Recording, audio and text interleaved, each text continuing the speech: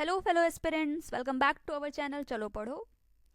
आज की वीडियो हमारी रहेगी कि हमारा नेक्स्ट जो हमारा एग्ज़ाम होगा उसकी क्या स्ट्रैटेजी रहे कि हम उस एग्ज़ाम को क्रैक कर सकें। ठीक है, तो ये वीडियो उनके लिए है जो नेट के बॉर्डर पे हैं, जेआरएफ के बॉर्डर पर हैं, जिनका पीएचडी क्वालिफाई हो रहा है, नेट क्वालिफाई हो रहा है। ठीक है, तो जिनका भी जेआरएफ कंफर्म है उनके लिए ये वीडियो नहीं है। ठीक है, स्टार्ट करते हैं। और हाँ, अगर आप रिज़ल्ट का वेट करते रहेंगे कि आप सोचेंगे कि बॉर्डर पर है तो let's wait for the result, let's see, तो ठीक है वेट करिए, बट टाइम भी तो जा रहा है। टाइम कितना बचा है? जून में एग्ज़ाम होगा, फर्स्ट वीक में अप्रॉक्स हो जाता है एग्ज़ाम लगभग। और जिस हिसाब से ये लोग इस बार तेज़ी दिखा रहे हैं, क्या पता जून के फर्स्ट वीक में एग्ज़ाम हो जाए। तो ओवरऑल जो हमारे पास मंथ बचे हैं वो कितने हैं? 4 मंथ्स। फैब, मार्च, अप्रैल, मई। आज है 5 तारीख।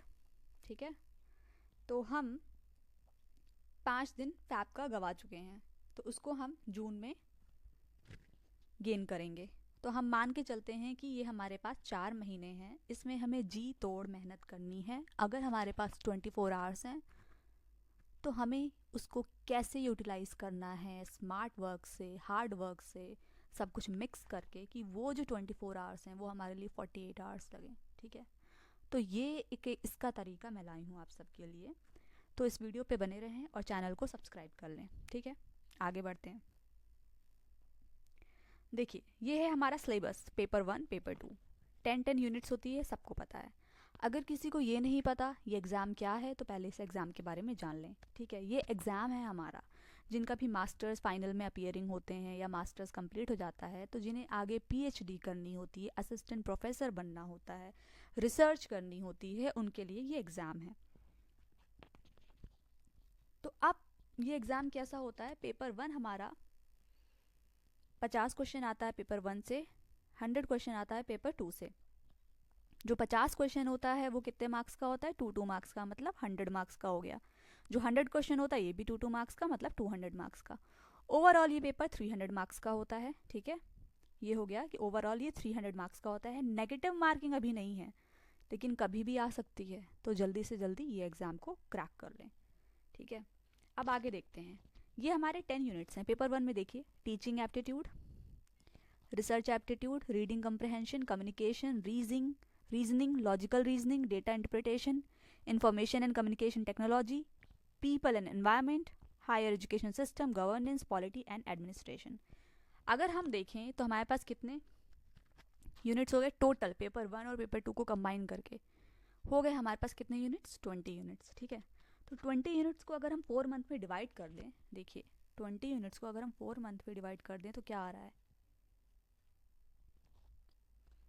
Any idea? 5, मतलब एट लीस्ट 5 यूनिट्स आपको करनी है 1 मंथ में।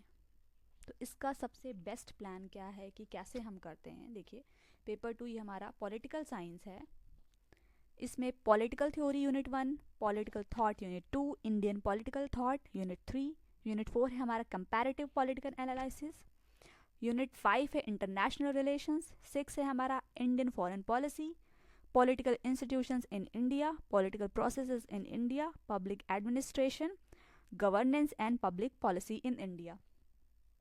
ठीक है, तो जो ये एग्ज़ाम है कौन लोग दे रहे हैं मोस्टली? पहला वो जिनको प्रॉपर सच में प्रोफेसर बनना है, जिनको सच में रिसर्च करना है। दूसरा वो जो कॉम्पिटिटिव एग्ज़ाम्स की तैयारी कर रहे हैं, जिन्होंने साथ साथ पॉलिटिकल साइंस से क्या कर लिया है, मास्टर्स कर लिया है, वो सोच रहे हैं चलो ये एग्ज़ाम भी दे ही देते हैं साथ साथ। ठीक है, तो उनके लिए भी बेनिफिशियल है ये क्योंकि जो हमारा कॉम्पिटिटिव एग्ज़ाम्स होता है, जैसे कि यूपीएससी हो गया, अभी हम सबसे बड़ी बात कर रहे हैं, तो उसमें ये सारी चीज़ें काफ़ी हद तक आती हैं। ठीक है, तो अभी हम उस वे में नहीं जाएंगे, अभी हम एक वे में चलते हैं। तो ये हमारे 20 यूनिट्स हैं, इसे हमें कैसे करना है? अब हम इस पे आते हैं।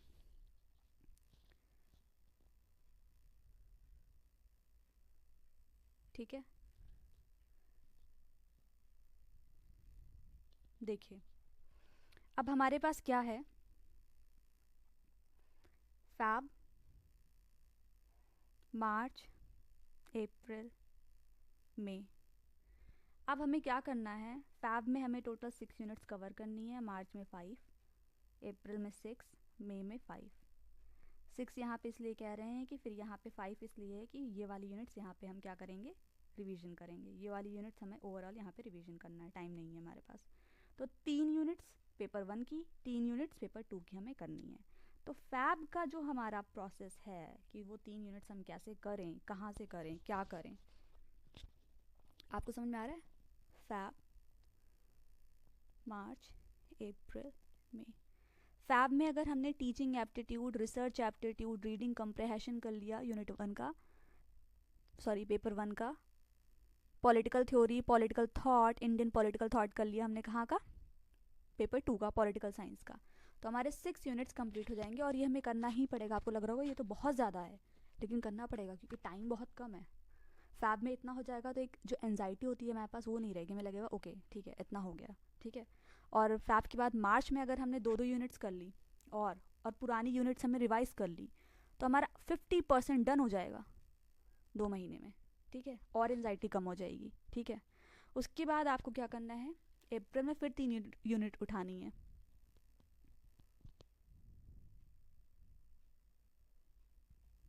ठीक है।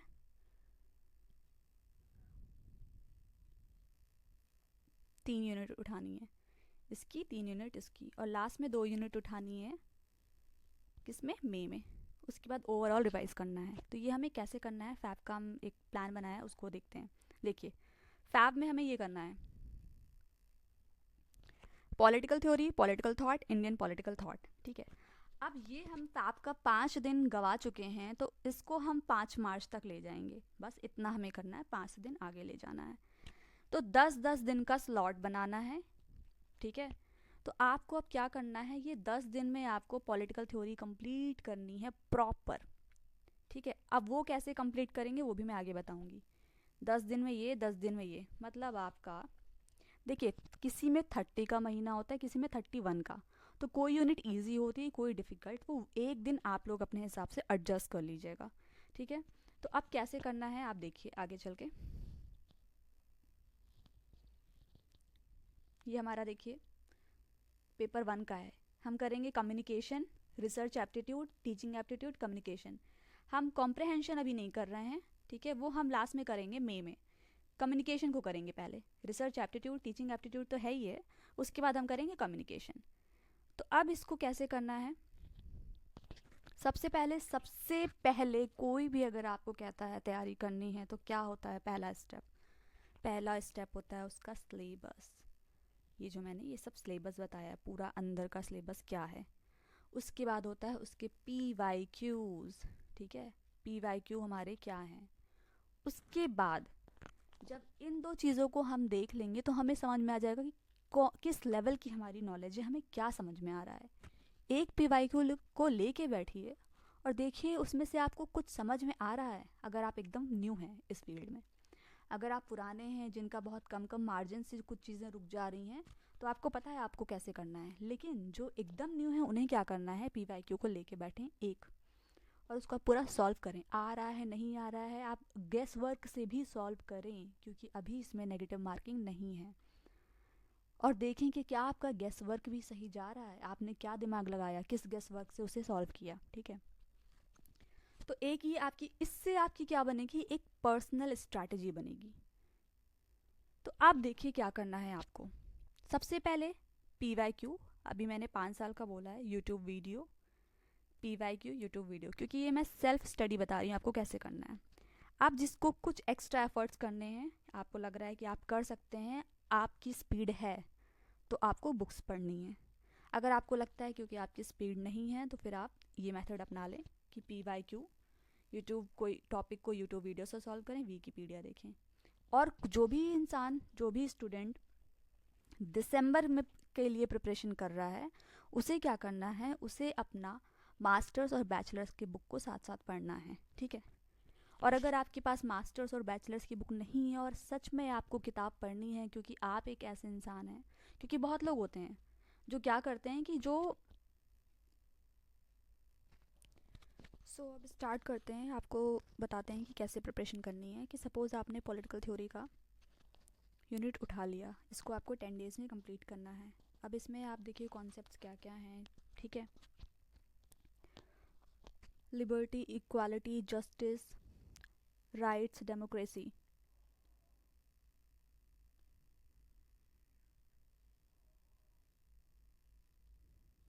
टोटल 15 टॉपिक्स हैं, 15, और इसे आपको 10 डेज़ में करना है, ठीक है। 15 टॉपिक्स में कुछ टॉपिक्स होंगे जो बहुत बड़े होंगे, ठीक है, और कुछ टॉपिक्स होंगे जो छोटे होंगे। छोटे क्या क्या है हमारे, फेमिनिज्म, इकोलॉजिज्म, और क्या है हमारा ये, बड़ों में क्या क्या आएगा हमारा, सोशलिज्म आएगा, लिबरलिज्म आएगा, बड़े बड़े टॉपिक्स में, ठीक है। तो अब आपको क्या करना है, इसको 15 टॉपिक्स को 10 डेज़ में कंप्लीट करना है। अब आपने क्या करा, लिबर्टी टॉपिक उठा लिया, तो लिबर्टी को सबसे पहले आपको क्या करना है कि यूट्यूब की वीडियो जो भी आपको समझ में आए वो वीडियो आप अच्छे से पढ़ लीजिए, और अगर आप बुक से पढ़ रहे हैं तो बुक से अच्छे से पढ़ लीजिए लिबर्टी टॉपिक को। एक बार उसको विकीपीडिया पे चेक कर लीजिए अपनी लैंग्वेज में, जो भी आपकी मदर टंग लैंग्वेज हो, ठीक है। उसके बाद जो हमारा PYQ क्वेश्चंस होते हैं उसको उठाइए, उसको एक कंपाइल कर लीजिए PDF में, ठीक है। जो 5 साल के PYQ हैं, और अगर आपको ज़्यादा एफर्ट्स दिखाने हैं तो 10 ईयर्स के ले लीजिएगा। उसको कंपाइल कर लीजिए और उसमें क्या करिए कि आप लिबर्टी को डाल दीजिए सर्च बार में। फिर जितने भी टॉपिक्स लिबर्टी के थ्रू जो भी क्वेश्चंस आए होंगे वो सारे आ जाएंगे आपके पास, ठीक है। कॉन्सेप्ट आप उसको सॉल्व करने की कोशिश करिए और देखिए कि वो क्वेश्चंस आपसे हो रहे हैं कि नहीं हो रहे हैं। होते हैं तो अच्छी बात है, मतलब आपकी प्रिपरेशन सही चल रही है, और नहीं हो रहे हैं, कुछ एक्स्ट्रा टॉपिक्स हैं जो आपने कहीं भी नहीं पढ़ा है तो उसको अपने नोट्स में लिख लीजिए। तो मतलब पहला प्रोसेस क्या है, आपको उसे बुक्स YT से पढ़ना है। दूसरा क्या है, उसको एक बार विकीपीडिया में पढ़ लीजिए। तीसरा क्या है, PYQ को पढ़ लीजिए, और इन सब के नोट्स को आप बना लीजिए। नोट्स बहुत इंपॉर्टेंट हैं, बहुत ज़्यादा इंपॉर्टेंट रोल प्ले करेंगे आपके लास्ट मोमेंट्स पे, ठीक है। जब आपका एग्ज़ाम के 10 डेज़ बचेंगे तो आप सिर्फ वही पढ़ेंगे, आप ये कंप्यूटर, मोबाइल, इन सब को नहीं देखेंगे, विकीपीडिया नहीं चेक करेंगे। तो आप नोट्स बना लीजिएगा।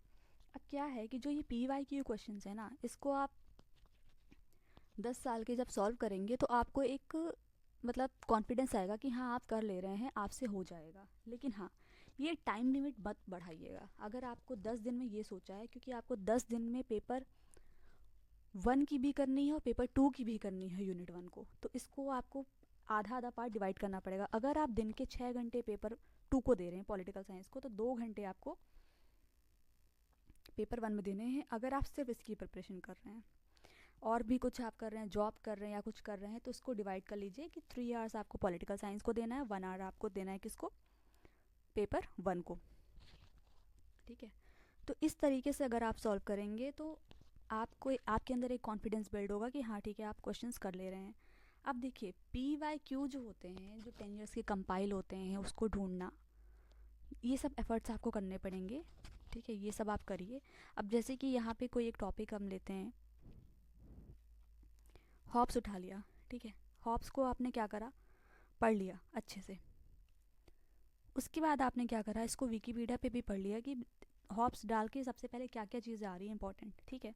फिर आप PYQ में देखेंगे ना, और वो आपसे सॉल्व होगा तो आपको लगेगा कि आपकी पढ़ाई बहुत अच्छी चल रही है। अब यहाँ पे इस चैनल का क्या काम है कि आप क्या करिए, यहाँ पे मैंने हॉब्स का PYQ करा रखा है 10 ईयर्स का। एक बार आप सैम्पल देखिए कि कैसी वो वीडियो है, उसको देख के आपको समझ में आ जाएगा कि आपको करना क्या है, ठीक है। तो इस तरीके से फैब में आपको यूनिट 1, यूनिट 2, यूनिट 3, पेपर 2 की भी और पेपर 1 की भी करनी है किसी भी तरीके से। ये अगर आप करेंगे, अभी से करेंगे, आज ही से आप अपना पूरा पैटर्न बना लीजिए, अभी टाइम है। उसके बाद आप कल से इस चीज़ में जुड़ जाइए, ठीक है। और अगर आपको कुछ टॉपिक्स हैं या कुछ ये PYQs हैं जो आपको इस चैनल पे वीडियोस चाहिए, तो वो आप कमेंट करके बता सकते हैं। इस चैनल को देखने के लिए, इस वीडियो को देखने के लिए थैंक यू वेरी मच। आप इस चैनल से जुड़े रहिए और चैनल को लाइक करिए, सब्सक्राइब करिए, कमेंट करिए, शेयर करिए अगर आपको अच्छा लगे तो। Thank you so much for watching this video.